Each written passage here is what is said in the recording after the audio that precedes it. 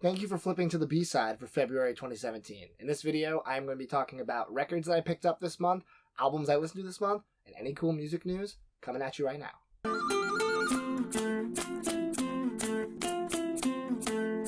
So if you didn't know already, I'm going to be doing a new segment every month called the A-side and B-side, where I talk about records I picked up that month, albums I was excited to listen to, and any cool music news. If you haven't seen it already, click here to watch the A-side this month. And this is our very first B-side. Unfortunately, it's been a very busy month for me, so I didn't get to listen to every single album that I wanted to. First off, Acceptance. I didn't listen to it because the vinyl got delayed. It was supposed to arrive this month, but they had some issues with the pressing plant. I got an email last week. I was very disappointed, but I want to spin it for my first time. For the same reason, I didn't listen to the King Gizzard album yet, because that is actually on the way to me. That wasn't delayed, it just is coming from Australia, so international shipping takes time.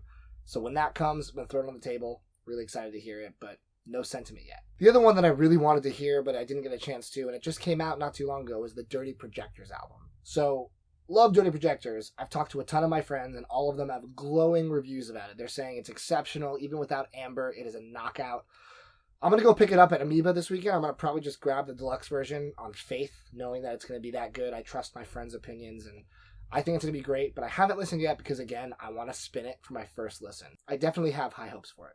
I really have no excuse for Odyssey, Thundercat, and Dams of the West. I just didn't get around to it, but I still have them on my radar, and I'll probably give them a listen next week. First up for the albums I did listen to was Big Sean's album. Now, in the A-side video, I said that Big Sean to me is more of a feature rapper. He doesn't really do it for me in his long plays. And honestly, I feel the same way. I listened to it, and there were some good tracks. It just didn't do it for me. I was bored. I felt like I was dragging myself through it halfway through because all the songs had a very similar kind of cadence vibe. Not necessarily beat, but it was one note to me. It didn't impress me. It wasn't a Kendrick. It wasn't even a Schoolboy Q blank face. It was just another Big Sean album. I still have faith in him, though, and I do think that one day, maybe soon, we'll get to see his To Pimp a Butterfly, but for now, stick to Feature Sean. I listened to Sampha's Process. Now, Sampha has an unbelievable voice. For me, personally, it's a little bit of the Adele syndrome. Now, I liked it more than I like Adele's music, but a beautiful voice doesn't necessarily equate to awesome songwriting and awesome songs. I might get some hate for this because I know that Sampha's album got a lot of positive reviews, but for me, I was listening to it and I was kind of bored also. It felt like it was all one note. You know, you hear one song, you've heard it all. I like his work with Kanye and St. Pablo. I like the songs he does with Drake. I don't know. I just couldn't get into it. Maybe I'll give it another shot. If I'm wrong, please leave a comment, tell me why. But overall, for his debut album, I was a little underwhelmed for how much praise he got. Alright, first record I'm showing off is Homeshake, Fresh Air. This is the third album by Homeshake, who, as I mentioned in the A-side, is the guitarist of Mac DeMarco, Alex. Now, this came with a bunch of little goodies. It came with 2 Fresh Air stickers, and it came with this really beautiful watercolor style Fresh Air poster, which I think was a nice touch. It matches the feel of the album very well, and I say that because this album was breathtaking. I have his first 2 albums right here, and they were great, but this, I think, might be my favorite of his albums yet. It has this really soft, lo-fi, poppy R&B vibe to it, and it's so relaxing and so enjoyable to listen to. I feel like it's the kind of album where you would play it and then immediately just want to go back and play it again. I think that everything about this release aesthetically matches up. The record is on this ultra clear vinyl, and that's the limited edition record. I think it was limited to 700. I bought it on a whim, knowing that I liked Homeshake's previous stuff, and I'm very glad I did, because I feel like this is going to be a collectible one day because of how good this album is. Very simplistic, you know, the sleeve, it's like this crayon drawing, and even the track list on the back is crayon. I highly recommend this album. This is one of the best albums I've heard in a long time, and I think anyone could get into this. So if you haven't heard Fresh Air, go listen as soon as this video is done. The next album I'm going to talk about is Teen Daze, Themes for Dying Earth. Now, I mentioned in the A-side that I liked his earlier stuff more than his last album, so I didn't go into this with high hopes. I was actually with Chris, and we were just like talking about Too Many Record stuff, and we had this album on, and I was blown away. I was just in love with the ethereal, poppy textures of it. Is this the one that you kept saying, isn't this a great album? It's a great album, right? I must have said it to you like 6 times throughout it. And it was a great album. It almost reminded me of Tycho at times. It was a little ambient, a little poppy. And I immediately went and purchased the record halfway through listening to it. I was listening to the stream, and I was like, this is too good. I have to own this. I went to the Bandcamp. There were only 300 copies hand-numbered by him. So if you want it, I don't even know if it's sold out at the moment I'm filming this, but go check his Bandcamp and listen to like 2 tracks. You're going to want to buy this. This album is gorgeous, and I can't recommend it enough. Between that and Fresh Air, my ears were in heaven this month. Thievery Corporation, The Temple of I and I. I'm upset to say that I was disappointed in this album. I only gave it maybe 4 tracks, but it had this dub reggae kind of vibe to it, mixed with hip-hop and down-tempo. And the hip-hoppy stuff was cool, but I gotta be completely honest, reggae isn't my favorite. It's not my go-to genre. I appreciate some of it, but you have to be in a certain mood. I was not in that mood when I listened to this record, and I think that they're straying from what made them an interesting band to me back when they first were releasing music. So, Temple of I and I didn't do it for me. I don't think it's bad music. I just think it's not personally for me as a Thievery Corporation fan. I would rather go back and listen to The Mirror Conspiracy 10 times out of 10 over listening to this. So for me, this was a thumbs down, but maybe you'll like it if you like reggae or dub-inspired stuff. The Sun Kill Moon double album. Yeah. You were here when I listened to that too. It was really bad. It wasn't really bad. So Sun Kill Moon went from Red House Painters, these beautiful folky introspective lyrics, all the way through, I would say, Benji as Sun Kill Moon, where he became more rambly as his career went on and more storytelling than just folky or singer-songwriter. But the rambling worked on Benji. There were stories, they were heartfelt, there was emotion behind them. Then Universal Themes, his last album before this, was a little experimental and a little too rambly for me. I'm saying I enjoyed it just because I'm a fan of him. Honestly, I don't know I would ever go back and put on Universal Themes. I bought the record just to try to keep my Sun Kill Moon collection complete, but I don't think I'm going to spin it more than the one time. It was whatever. And this album to me, from what I heard of it, like I said, it was a double album, so there was a lot to listen to. It was better than Universal Themes in the sense that there were some musical parts of it that I really liked in terms of like the melodies. Some of the lyrics were funny. Some of them were good. A lot of them were stupid. You're right. God. But it reminds me of like Adam Sandler, how I really, really love him, and I give everything he puts out a chance, but most of it fucking sucks now. Okay, I read something online where someone compared Sun Kill Moon in 2017 to Wesley Willis.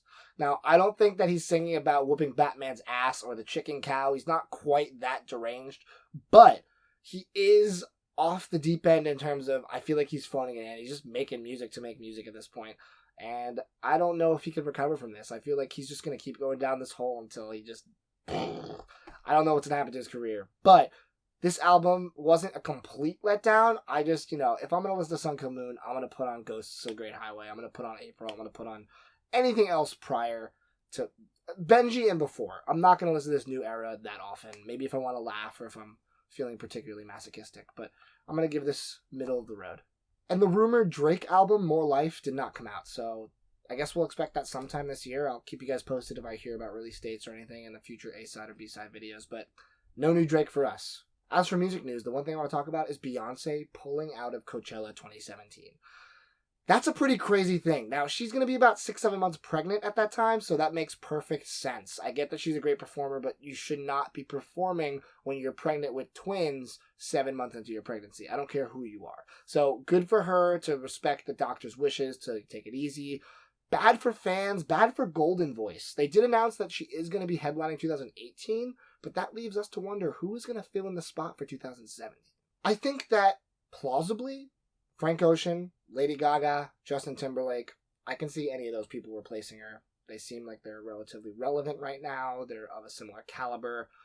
And I think they would please a lot of people. So those could be go-tos. Personally, I would love Kanye. I would love Pearl Jam. And I would love Daft Punk. Just like everybody else. People have been saying Daft Punk have been headlining Coachella for years. Every year it's a rumor and it never happens. This is 2017. So they have Alive 1997, Alive 2007 as 2 of their biggest live concerts. They have records of them. I actually have the box set of the Daft Punk concerts over there. But they haven't done anything for 2017 yet. They haven't even really toured for the Random Access Memories tracks. So this would be the perfect time to do a live 2017 and blow California's mind. I don't know if it's going to happen. I'm just really hoping it's not phoned in. They don't put in someone like Mumford & Sons, Coldplay, Chainsmokers, Adele, all this stuff that I personally can't stand. Macklemore, ugh. Let's get something good. Who do you think is going to replace Beyonce? Please leave a comment. I would love to hear your thoughts. And now for all the records I got this month. I'm going to be 100% honest. Some of these records I have not had a chance to listen to yet. Like I said, it's been a busy month. My record backlog is out of control in terms of what I need to listen to get them off my floor and into my shelves. But all of these are ones I'm super excited to hear. I'll probably make an effort to listen to these sooner than later because I talked about them in this video and I'm more excited for them than some of the ones been sitting around for a while. Up first is Volume 17 of Vinyl Moon, Libertas. Usually there's something cool with each record in the packaging or the art, so I'm excited to check it out. I don't even know what it is, so I'm going to open it right now on camera. But it always comes with a little booklet of some kind or a sheet that explains the songs. This is no different. This is a list of all the bands. It usually has, a picture of the art, some of the lyrics from the bands. It's really nice. Brandon really cares about this stuff, and it shows. Let's open this up and see what's in store for this volume. The exciting part about Vinyl Moon is that they have been so consistent. I have been paying every month because I just put faith in the curation. Every time there's an album, I love almost every song, if not every song. And I'm looking at the list right now. I don't recognize any of these bands because he picks all these awesome up-and-coming bands. So I'm excited to give this a listen and see what he picked this month. This album art's really cool too. It's really trippy. It almost reminds me of Katamari Damacy, the game, which is a little obscure if you don't know it. It's you roll up a little ball of stuff and your ball gets bigger and you end up rolling up like planets. It's very bizarre, but this kind of game. It's great. Awesome. It's a great game. But yeah, this kind of reminds me of like the King or like the King of everything. Or it has a Greco-Roman vibe to it. Oh yeah, I would say that as well. Very cool. So it says Libertas. Oh, here we go. This is cool. So this is like it's a thin double gatefold, and inside, oh, that's great. So the record is housed in these flaps right here. I'm not going to drop the record, so I'm going to put it down now. This is a pretty record. This is really nice looking. He always does a different kind of color every month. This is no exception for how beautiful it is. Wow. So this, I don't even know how to describe this. This is like, it's not quite clear. It's like a clear off-white or like a transparent, like beige-y kind of thing with these brown and blue wisps in it. Under light, it's absolutely stunning. This is one of my favorite discs visually that I've seen thus far. I don't know. I hope you can see in the video how good it looks under light. This really comes to life if you shine a light on it.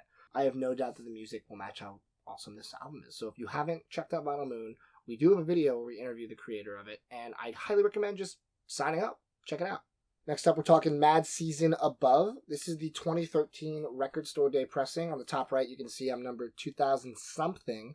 I don't know how many they pressed. I looked it up. There wasn't an exact number, so I'm going to guess 5,000. I'm not sure how many they pressed. This is a very nice pressing of this album. I did get to listen to this one, and it sounds gorgeous. On the inside, they have all these pictures from the band, live shows and whatnot. I'll recap who this band is. This is a grunge supergroup from the 90s. So this is the vocals of Lane Staley, who is the singer of Alice in Chains. Mike McCready is the guitarist, who's the guitarist in Pearl Jam. Two guys from Screaming Trees, and then occasionally featured on some of the tracks they have Mark Lonigan, who's the singer from Screaming Trees, and went on to have an amazing solo career. I'm actually getting into Mark Lonigan stuff right now heavily, and it's so good. If you like Leonard Cohen-esque singer-songwriter stuff, Mark Lonigan has a huge catalog that I definitely recommend diving into. But this was a super group, unlike any other at that time. I mean, this and Temple of the Dog were just these grunge powerhouses that had one album. And this album is terrific. It's a little grungy, it's a little rocky, it's a little bluesy. There's a lot of different elements in there, and they all play together very nicely. I am really happy to own this. The one weird thing I found is that the cover art is this little box. And I know the original pressing supposedly has the art as like the full size. So I don't know why they chose to do that. That was a little strange, but that's just nitpicky. It's okay. The spine, however, is great. It has this really thick, I could spot it from across the room. I was actually looking for it. I was like, right there, from like across the entire room. So Mad Season Above. If you haven't heard this album and you like any of those artists, or if you like grunge or just rock in general, this is a must listen to. We have the 10th anniversary double deluxe LP reissue of Eluvium's Copia. Now, Copia is one of Eluvium's earlier albums, And Eluvium is Matthew Cooper. I talk about him quite a bit on this channel, and I say that every time I talk about him. But he is one of my favorite modern classical ambient artists. His music is so peaceful, so beautiful, so relaxing, and he's so talented. His piano skills are just out of this world. On the front, they have all these things that say, Pitchfork said, it's an ambient institution.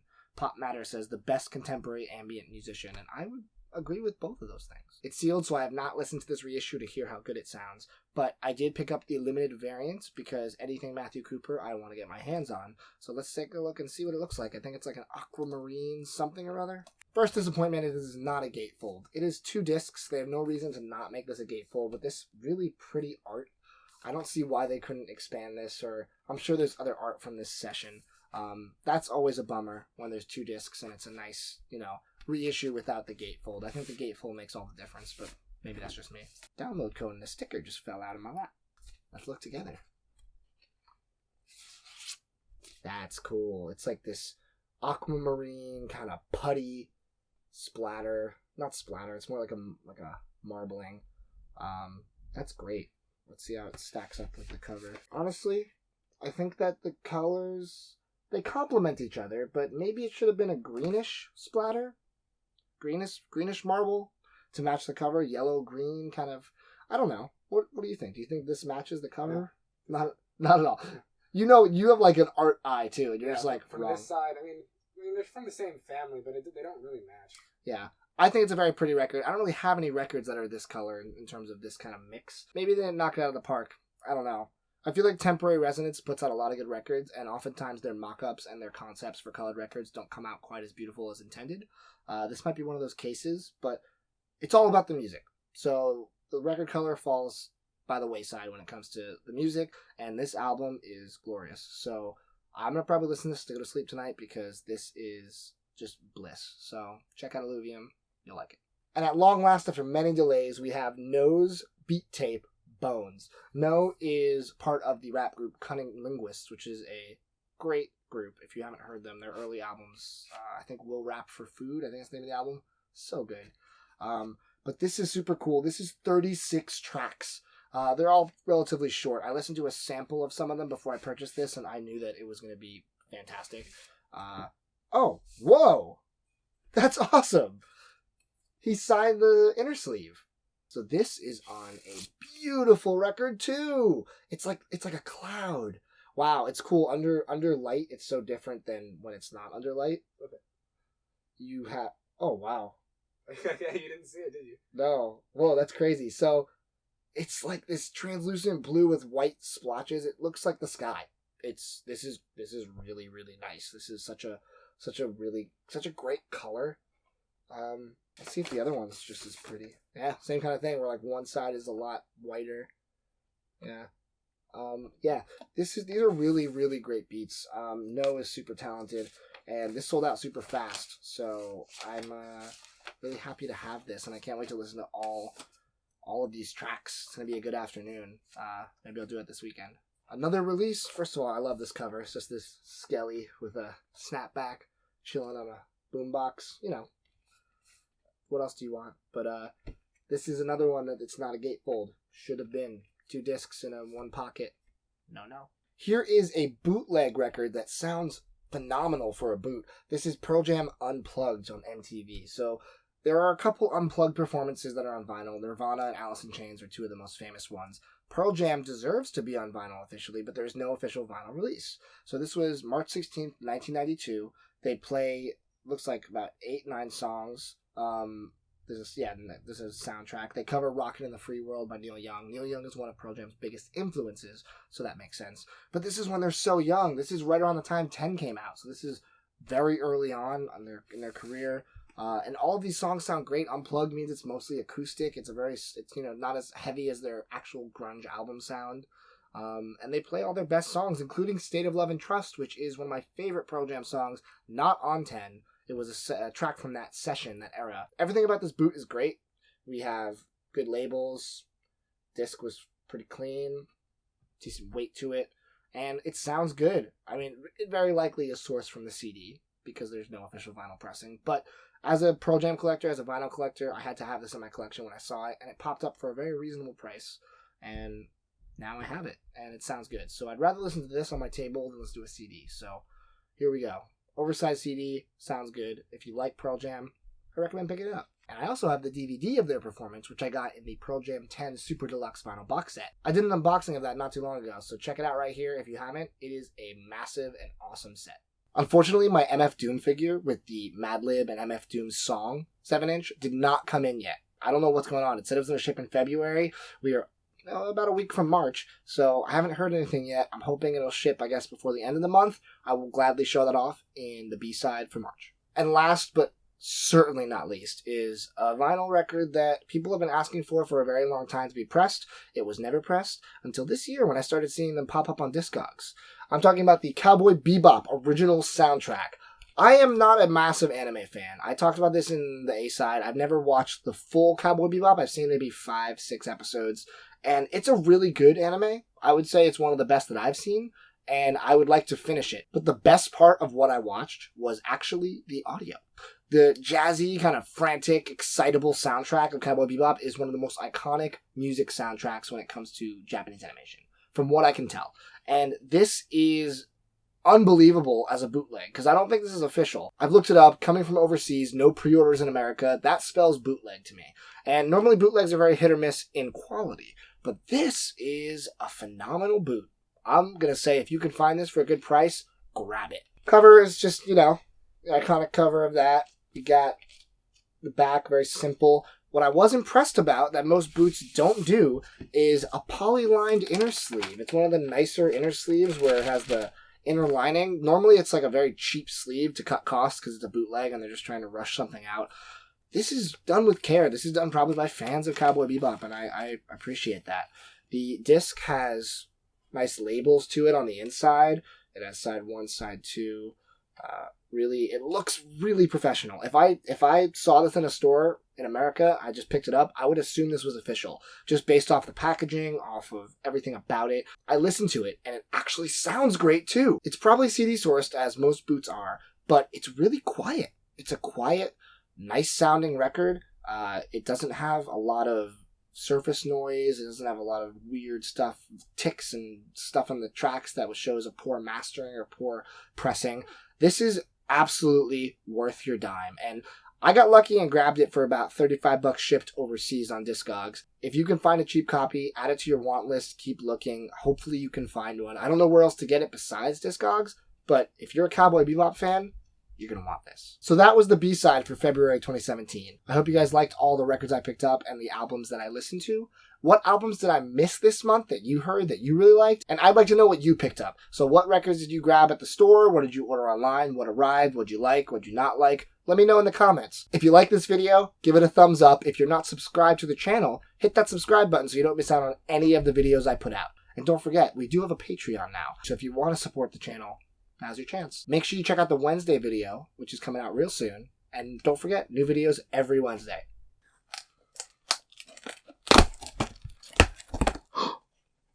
Oh, wow. This is so cool.